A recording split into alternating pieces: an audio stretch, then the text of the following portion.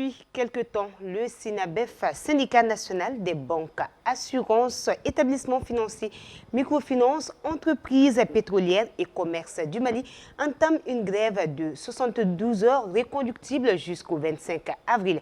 Face à cette situation, la question qui se pose est quel impact de cette situation sur les consommateurs. Et pour en débattre, je suis aujourd'hui en compagnie de Dr Adama Traoré. Il est le président du réseau de téléphonie mobile, non moins président de la fêtière des consommateurs du Mali. Bonjour, M. Traoré. Bonjour. J'espère que vous allez bien. Alhamdulillah, ça va très bien. Merci d'avoir accepté notre invitation. Eh bien, le plaisir est pour vous. À ma gauche, nous avons M. Karo Kone, qui est consommateur. Bonjour, M. Kone. Bonjour. Merci d'avoir accepté notre invitation. Merci beaucoup. C'est moi qui vous remercie. Merci. Le décor ainsi planté, aujourd'hui nous allons parler de cette grève du SYNABEF et son impact sur les consommateurs. Et on vous dit bienvenue dans votre émission, le grand rendez-vous spécialement dédié à cette grève.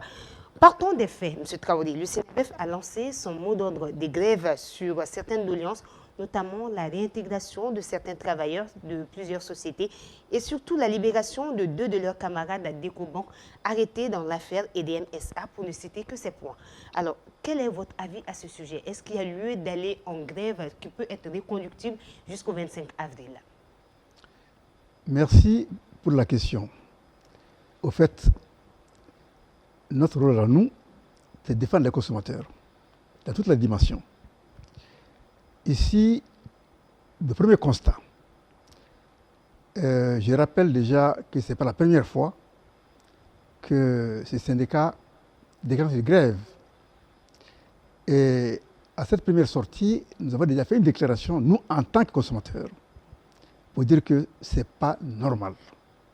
Ce n'est pas normal, car ils sont tous des gardiens. J'ai donné à cette époque-là un exemple. Je recrute quelqu'un, il garde ma maison, et je lui donne la clé de ma chambre personnelle. Il dit, bon, il y a tout est bien là-dedans. Alors, je reviens chez moi, et ce gardien me dit, parce qu'il a un conflit avec sa femme et son beau-frère, moi, je ne peux pas atteindre ma maison. Il est là pour moi, je le paie pour ça. Une banque, ce sont uniquement des gardiens. Nous prenons nos argent, nous vous confions, en disant qu'on aura accès à ça à tout moment. À chaque fois qu'on veut, à l'instant qui arrive, on prend notre argent. Donc vous êtes tous des gens à qui on a confié notre argent. Alors si vous avez des conflits quelque part avec l'État ou autre personne, en quoi ça nous engage, nous, en tant que consommateurs? J'ai un malade à sauver tout de suite, je peux avoir mon argent parce que toi tu as un conflit avec une tierce personne? Non. Nous disons qu'il faut sortir actuellement de ce débat-là. La grève actuelle qui est déclenchée, je pense que c'est une grève pernicieuse. Ils le savent. Ils ont pris 72 heures en sachant pertinemment que le lundi tombe sur un jour férié. Ils le savent. Donc, ce qui fait... Pour que nous, consommateurs, on n'ait pas accès à notre argent. Et on dit, à partir de là, on va prolonger. Ok, pour l'instant, c'est une guerre, pour moi, qu'ils ont déclarée à l'endroit des consommateurs. Ce n'est pas l'État. On ne peut pas nous empêcher à nous d'avoir accès à notre argent. Ils n'ont pas le droit. Donc ça, c'est les premières lignes, l'introduction du débat. C'est-à-dire qu'on y reviendra. On y reviendra, vous l'avez dit. Parce qu'il y a beaucoup à dire, il y a beaucoup à dire là-dessus. Oui, voilà. Monsieur Kone, Monsieur Traoré vient de le dire, c'est une guerre contre les consommateurs. Êtes-vous du même avis? Oui, moi je suis du même avis, dans la mesure où les banquiers se permettent de mettre en difficulté les consommateurs sans aucune relation avec eux. Parce qu'ils veulent chercher des droits. Ils s'attaquent aux droits des clients, des consommateurs, en cherchant leurs droits. Ils se battent contre peut-être l'État ou autre tierce personne en se servant de nous. Et nous, consommateurs, on ne peut pas rester leur bouclier. On ne peut pas rester leur bouclier. En allant en grève, en fermant la banque sur nos dus, ils nous créent des difficultés. Ils se servent de notre de notre difficulté pour essayer d'impressionner ailleurs. Nous, consommateurs, on n'est plus d'accord avec ça. Je vais même au-delà. Hein. Il faut que nous ayons une société civile forte pour pouvoir défendre notre part dans les combats que les autres font pour nous mettre comme des boucliers à leur lutte. On ne peut pas continuer comme ça. On ne peut pas continuer comme ça. Donc ça, c'est mon point de vue à l'introduction des débats. Merci. Monsieur Traoré, l'impact de cet arrêt de travail sur les consommateurs, à votre avis, ça s'étend jusqu'où? Mais au-delà de ce qu'on peut penser, j'ai dit, on a introduit seulement le débat. Oui. Nous avons constaté la sortie, souvent de confrères de presse, n'est-ce pas, les responsables, n'est-ce pas, de ces syndicats-là. Et qu'est-ce qu'ils donnent comme argument pour défendre leur cause? Alors, ce que j'ai dit aujourd'hui, il faut qu'on se mette d'accord, une fois pour toutes. Ils ont dit que le droit de grève est constitutionnel. Ils ont insisté là-dessus, en disant que personne ne peut les empêcher d'aller en grève, car c'est un droit constitutionnel. Ok. J'ai dit, mais je suis d'accord, c'est la Constitution. Mais est-ce que vous savez même ce que c'est qu'une Constitution, vous? La Constitution est faite à l'image d'un peuple. C'est l'ensemble, les 25 millions de Maliens aujourd'hui, c'est ceux qui ne comptent pas la Constitution. Tu as des droits. Effectivement. Et tes droits, cette liberté-là, ça s'arrête là où commence celle des autres. Un syndicat est constitué uniquement pour défendre l'intérêt de ses adhérents. Mais c'est ce même motif que le SYNABEF avance pour Non. aller en grève. Non, pas du tout. Vous n'êtes pas d'accord avec Mais cela? pas du tout. Défendre l'intérêt de ceux qui viennent, de ceux qui sont avec toi. Mais il y a plusieurs syndicats. Il y a plusieurs syndicats, en fait. Je parle des syndicats des banques. Quand on est syndiqué, c'est pour revendiquer ses droits vis-à-vis de l'employeur. En premier temps, c'est surtout ça. Par définition, la plus basique quand même. C'est plus simple que ça. C'est juste. Tu défends l'intérêt de ceux qui viennent avec toi. Quand tu as des difficultés avec leur employeur, ici, il faut qu'on comprenne qu'il y a un pays. Ils ont parlé de constitution, mais la loi fondamentale, c'est le peuple. C'est le peuple, au fait. Alors, toi, tu as des droits. Moi, je n'ai pas de droits, moi, en tant que consommateur. Mais là où le bas blesse dans tout ça, c'est que tu dis aujourd'hui, tu as le droit de fermer les banques.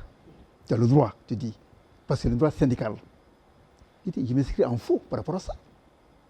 Aucun droit ne te permet d'avoir abusé de moi, m'empêcher d'avoir accès à mon argent que je t'ai confié, en disant que je dépose là et j'aurais besoin là, à chaque mois que j'ai besoin, j'ai accès à ça.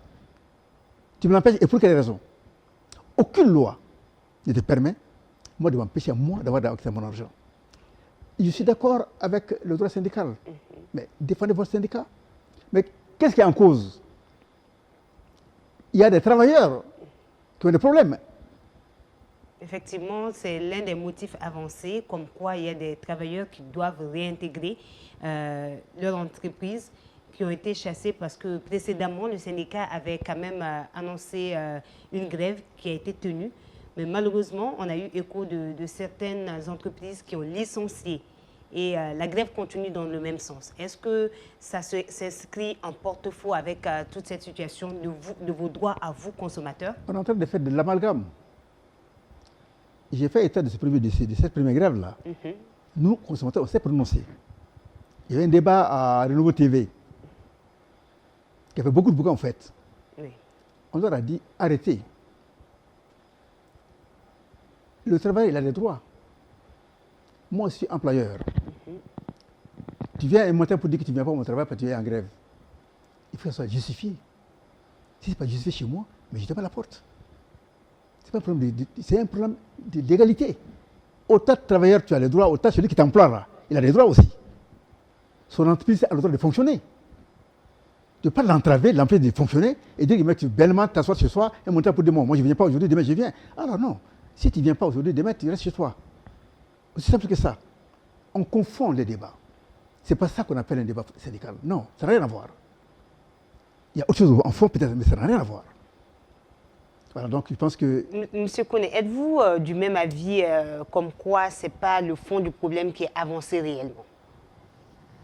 Oui, à bien observer comment est-ce que tout ça s'est déclenché, le fond du problème n'est pas, à mon point de vue, n'est pas très exposé. Parce que, je dis bien comme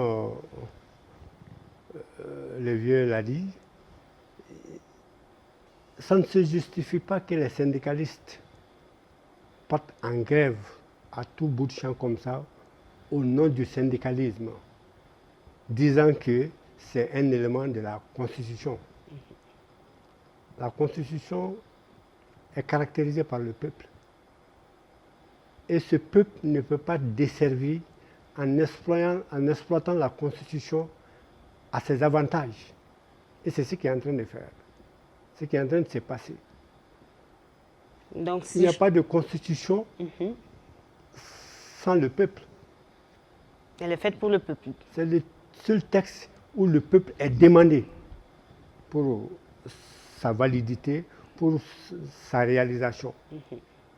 Mais si on rentre là-dedans pour exploiter des lignes là-dedans contre le peuple, là on sort dans le cadre même de l'activité syndicale. On sort dans le cadre de l'activité syndicale. La fermeture des banques, des commerces, parce que le SINABEF, il faut le rappeler, ce n'est pas uniquement les banques, c'est des banques, les commerces, les entreprises pétrolières, j'en oublie volontiers. Est-ce que cette fermeture ne met pas en mal le pacte de stabilité sociale et de croissance signé il y a tout juste 2 ans? Effectivement, ça met en mal ce pacte de stabilité. Et au-delà même, ça expose le développement même du pays.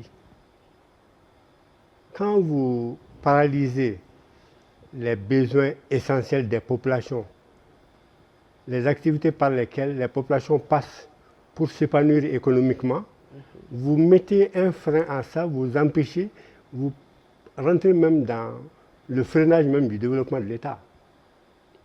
Freinage du développement de l'État. Pour quelqu'un qui dit que les commerces sont fermés, les activités sont toujours liées au commerce, les commerces sont fermés. Mais c'est une sorte d'embargo que nous avons toujours créé envers d'autres structures que je ne citerai pas ici.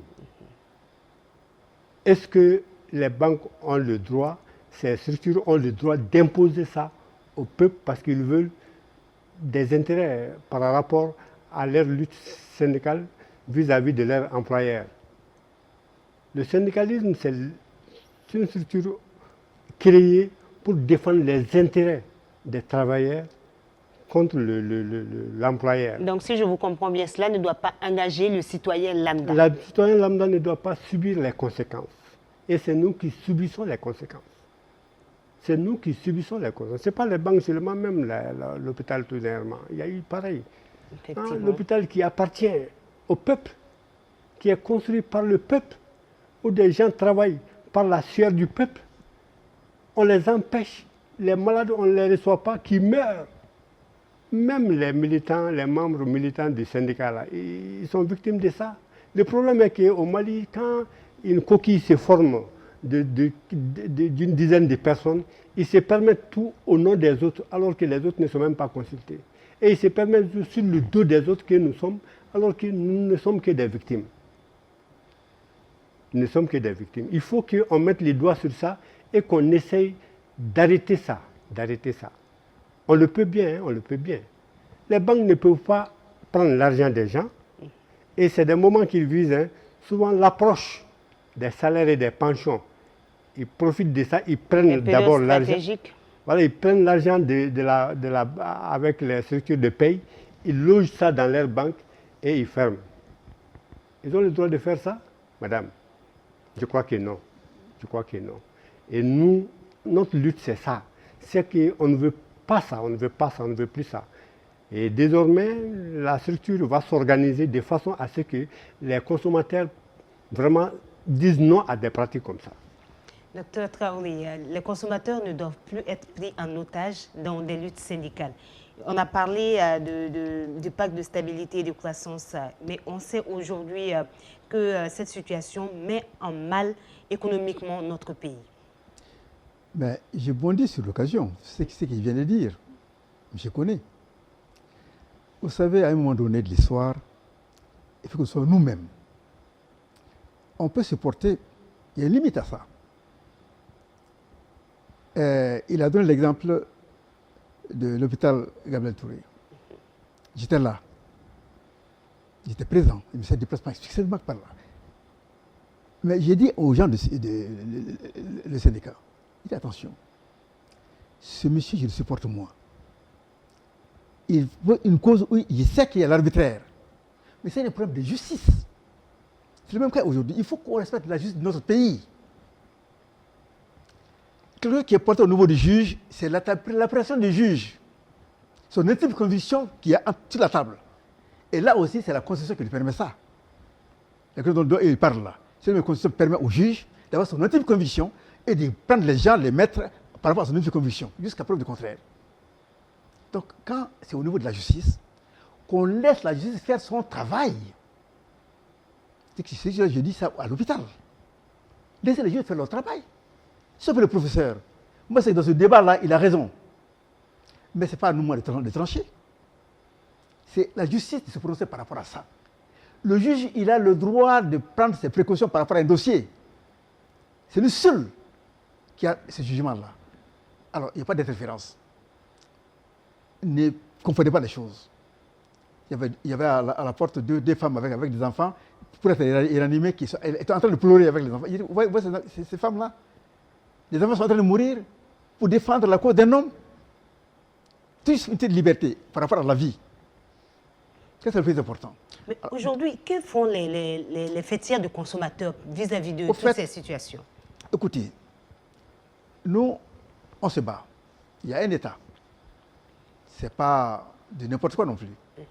On est consommateurs, nous sommes légalistes, nous sommes en train de défendre l'intérêt de chaque consommateur. Car à un moment de la vie, tout le monde est consommateur. Tout le monde. Donc nous défendons la cause de ces 25 millions de Maliens. Aujourd'hui, comme l'a dit par exemple M. Koné, mais ouais, le citoyen lambda, nous on est dans la grande ville ici, mais allez-y dans le monde intérieur, dans le monde profond. Vous devez rendre compte de ce qui se passe.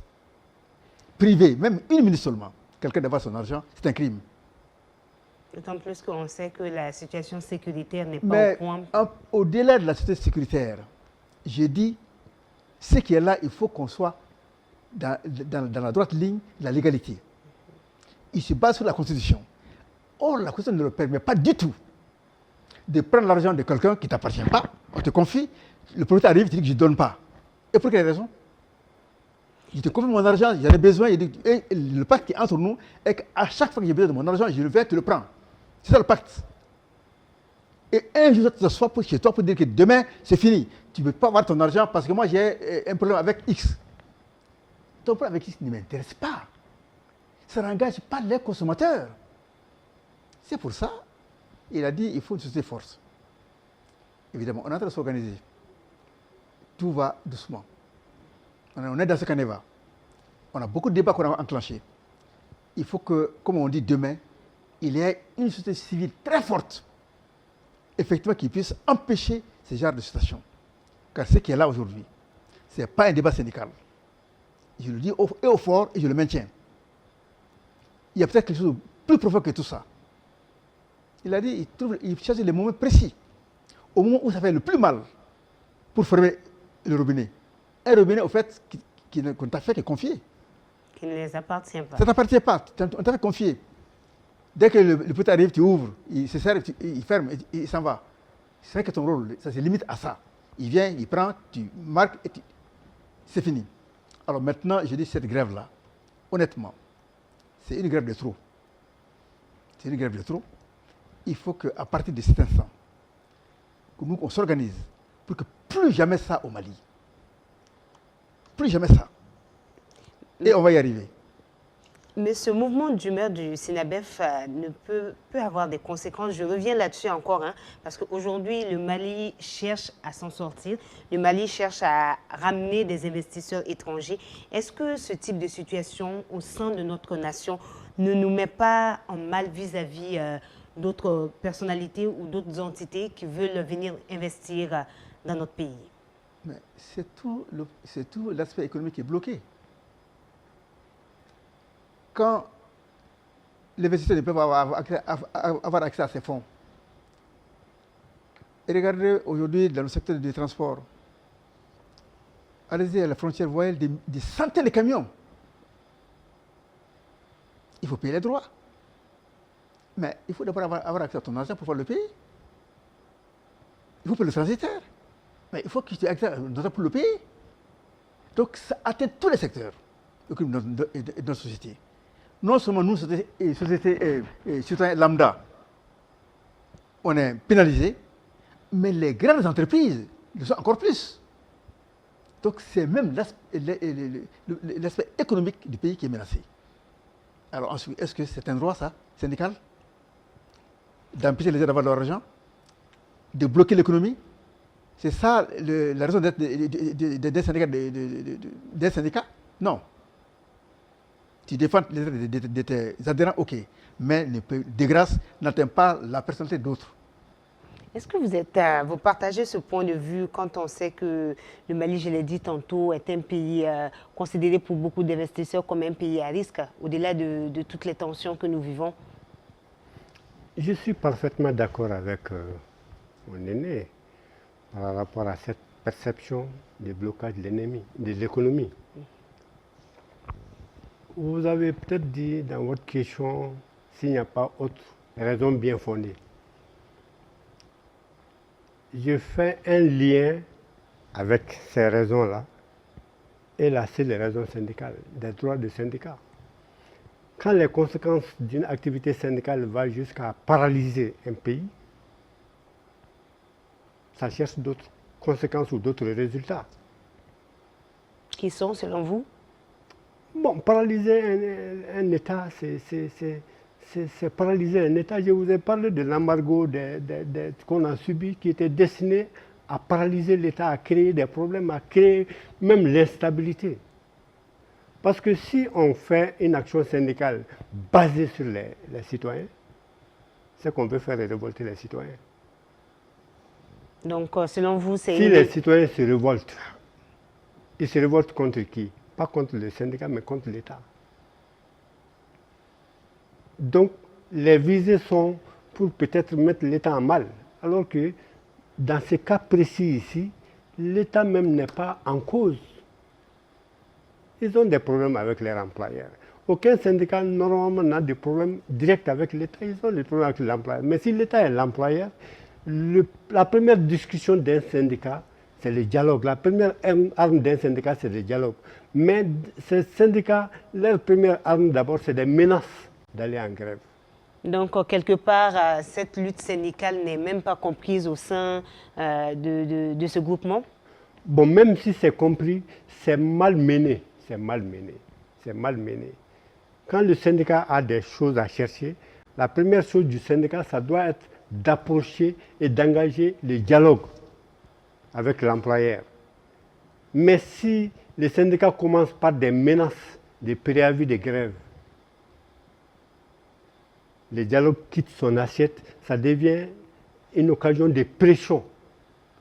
Et chaque fois que ça doit se faire, ça vise un moment précis où ça fait mal pour le faire.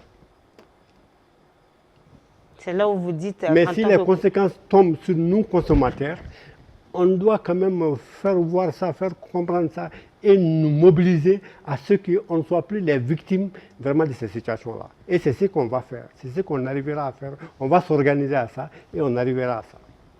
Docteur Koné, l'ASCOMA et le REDECOMA ont décidé de porter plainte contre le SINABEF. Pour vous, est-ce que ça a un intérêt particulier? Est-ce que ça peut engager des discussions, sinon des poursuites qui peuvent mettre en mal le SINABEF? Écoutez, l'ASCOMA et le REDECOMA Ils font partie à peu près, n'est-ce pas, de notre rassemblement. Et ils l'ont dit, mais moi j'ai déjà porté plainte là. Donc ils suivent... Moi j'ai déjà formulé ma plainte déjà. Donc ça veut dire qu'on est en phase. Parce qu'il faut maintenant qu'on puisse agir. De quoi il s'agit exactement? Vous avez vu le fond, la conférence de presse qu'ils ont eu l'audace de tenir, focalisée sur ces histoires, n'est-ce pas, de l'EDM. Mais, de grâce, qu'est-ce que nous, on a à voir là-dedans? Il dit que les banquiers ont eu à transmettre des chiffres, n'est-ce pas, c'est arrivé au niveau, n'est-ce pas, de l'EDM, ça n'a pas été exécuté. Tout ça, il s'agit des travaux qui concernent les EDM et ses travailleurs et les employés des banques qui ont fait l'opération destinée à l'EDM. En quoi moi, citoyen lambda, je vais me retrouver là-dedans, m'empêcher d'avoir mon argent, parce qu'il y a 2 cadres, n'est-ce pas, des banques qui ont fait des opérations, qui ont mal abouti. Le juge s'en est saisi, mais qu'on laisse la justice aller jusqu'au bout. C'est ce que je dis. Le juge a le droit, c'est constitutionnel, il a le droit de maintenir, hein, jusqu'à ce que lui, sa conviction soit faite sur le sujet. C'est ça que les gens ne savent pas. Le juge a des droits, hein, attention. Garder quelqu'un là, même si apparemment il a raison, son petite conviction d'abord, il peut le garder. Jusqu'à ce qu'il voit clair, lui, par rapport à la situation. Parce que c'est lui qui est le juge. Ici, ils ont pris la conférence, tout le thème, tout le fond, c'est focalisé sur ces 2 cadres-là. Et ils font la grève, ils vont reconduire par rapport à ces 2 cadres-là. Parce qu'ils ont des problèmes avec l'EDM. Il y a 5 milliards de sorties, mais c'est sorti de la caisse de qui? Mais c'est la sorte du peuple, là. Et 5 milliards, ça appartient au peuple malien. Alors, maintenant, s'il y a des dégâts, vous avez fait une entreprise, ça n'a pas payé. Vous avez fait un contrat, vous n'avez pas exécuté. Il y a quoi de l'argent qui est sorti de la caisse, entre-temps. Alors, si on veut chercher à savoir clair dans ça, on dit, mais pourquoi l'argent est sorti? Comment c'est sorti? Mais le juge a le droit de savoir le cheminement. On dit que le site est venu, il y a des cadres des banques qui ont confirmé à l'EDM pour dire, bon, vous avez telle somme, telle garantie qui est donnée par telle société venant de X. OK. Même si vous avez fait votre travail de transmission, ça ne veut pas dire que vous n'avez pas de devoir. Le juge, c'est lui qui arrive là, il n'est pas banquier, il n'est pas économiste, il est juriste. Alors, lui, il s'en tient aux faits. On dit que l'argent est sorti, il y a 5 milliards de sorties et il n'y a jamais de contrat d'exécuter. Et c'est parce que l'argent est sorti de la caisse de l'État. Alors, on veut voir tout ce qui est impliqué dans ça. Ils voient clair pour prendre la Il faut après tout ce qui ont été impliqués là-dedans. Les banquiers n'est pas au-dessus de la loi. Tu peux défendre l'intérêt de ton banquier en tant qu'adhérent de ton syndicat, mais pas sur la bégule de l'État. Alors là, non. Là, non. Mais si ils avaient déjà fait le sitting, ils avaient déjà déposé des préavis, est-ce que tout cela n'a pas abouti mais maintenant? Le sitting, ça concerne la banque avec le syndicat avec ses banquiers. Sitting devant les banques, ça n'engage pas le juge. Ton sitting, moi, ça ne me concerne pas ton sitting. Il va devant la banque, moi, demain, je vais fermer. Ça n'engage que toi. Moi, je reste devant mon nette conviction. Je vais voir mon dossier.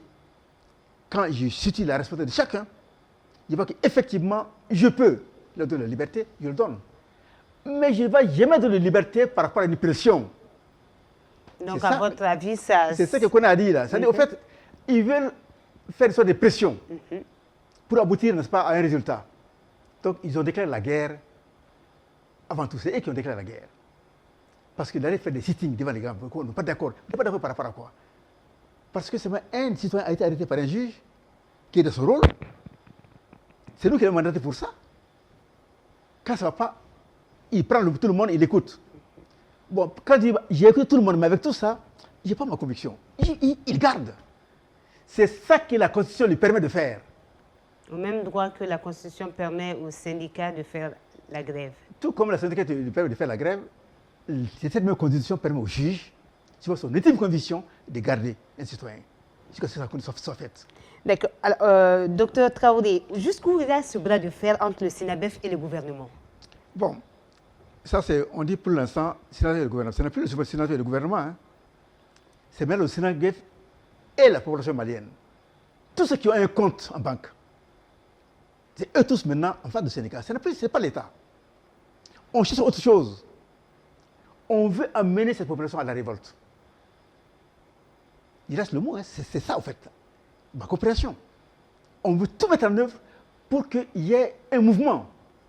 Mais pour quelles raisons? Est-ce qu'il y a pas autre chose en bas? Et là, nous, on va mettre le doigt là-dessus.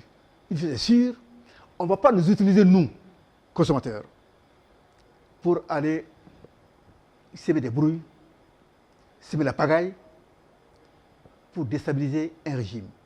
On ne le fera jamais. C'est ça, certain. Donc, ce qu'ils ont engagé là, c'est bon. Pour les banquiers, les banques réunies, il y a combien de personnes? Toutes les banques réunies, il y a combien de personnes par rapport aux 25 millions de Maliens? Alors, pour protéger seulement deux individus, vous allez mettre la vie de toute une nation en jeu, toute une économie en jeu? Non. Il dit donc il y a autre chose. Et cette autre chose-là, on va le chercher. Et pour l'instant, la plainte, elle est formalisée. On va se trouver devant les barreaux. Alors, docteur M. Koné, Oui. à votre avis, jusqu'où ira ce bras de fer entre le SINABEF et le gouvernement malien? Bon, est-ce qu'il y a bras de fer, comme l'aîné l'a dit, est-ce qu'il y a bras de fer entre le SINABEF et le gouvernement malien? Si le SINABEF croyait que ça pouvait avoir un bras de fer entre eux, ils n'ont pas bien mesuré, parce que ça devient un bras de fer entre les banques et nos consommateurs, qui ne voulons plus être pris en otage par cette... L'activité syndicale, quand on se fonde sur la Constitution, il ne faut pas exploiter la Constitution pour ce qui nous arrange et éventrer la Constitution pour ce qui ne nous arrange pas. L'activité syndicale finira par mettre au-dessus des lois des citoyens membres des syndicats. Le problème posé est un problème de droit qui a été amené au niveau du juge. Maintenant, s'ils ont des présomptions avec la justice pour des raisons qu'on ne sait pas, nous, consommateurs, on ne peut pas payer à la place de ça. On ne peut pas payer à la place de ça. Et je l'ai dit, on s'organisera pour vraiment faire face à nos droits. Une banque, quand quelqu'un ouvre son compte, mais vous signez des documents entre vous. Absolument. Qui vous engagent, qui engagent le client, qui engagent la banque. Et la banque seule ne peut pas se lever un jour pour dire, bon, je ne te donne pas ton argent, bien que je l'ai, je ne te donne pas, je ferme. Je ne te donne pas. De quel droit la banque doit nous faire ça? Parce qu'elle cherche des droits pour ses travailleurs au niveau de l'employeur là-bas. Et nous, on est comme des instruments à ces bras de fer. On ne va plus accepter ça. On ne va plus accepter ça. On parle sous le contrôle des consommateurs qui nous écoutent. Mais on ne va plus accepter ça. Merci beaucoup. Nous arrivons au terme de ce numéro spécial dédié à cette grève du SINABEF et son corollaire sur les consommateurs. Pour en parler, j'étais en compagnie du Dr Adama Traoré. Il est président du réseau de téléphonie mobile, non moins président de la fêtière des consommateurs du Mali. Merci beaucoup, Dr Traoré. Merci. Et à ses côtés, nous avons M. Karo Koné, qui est consommateur également. Merci à l'équipe technique dirigée par Mohamed Koné. À ses côtés, nous avons à la réalisation Moussa Tcholo Touré. J'oublie pas Damadoumia, l'ingénieur son, et Seriba également. Merci à vous de nous avoir suivis. À très bientôt sur Adverse TV pour un autre numéro de votre émission, Le Grand Rendez-vous.